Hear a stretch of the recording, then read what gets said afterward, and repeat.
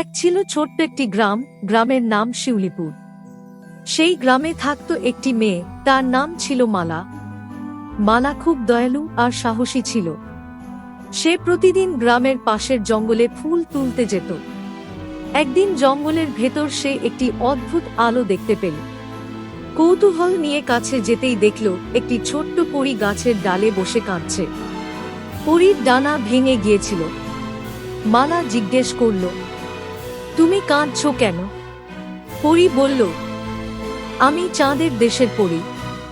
ঝড়ে আমার ডানা ভেঙে গেছে, এখন আমি বাড়ি ফিরতে পারছি না।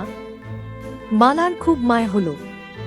সে পরীটিকে বাড়িতে নিয়ে এলো, যত্ন করে ওষুধ লাগালো ও ফুলের মধু খেতে দিল।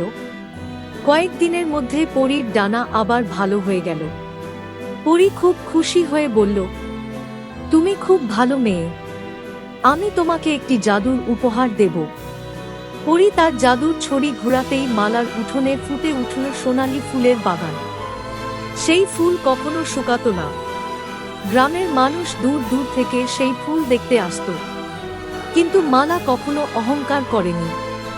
সে গ্রামের গরিব মানুষদের সাহায্য করত। তাই পরী আরো খুশি হয়ে আশীর্বাদ করল, তোমার মন যেন সবসময় এমন সুন্দর থাকে। তারপর এক রাতের চাঁদের আলোয় পরী আকাশে উড়ে চলে গেল। আর মালা সবার প্রিয় হয়ে সুখে শান্তিতে জীবন কাটাতে লাগল। এই গল্প থেকে আমরা এই শিক্ষা পাই যে ভালো কাজ করলে তার ফল একদিন না একদিন অবশ্যই পাওয়া যায়।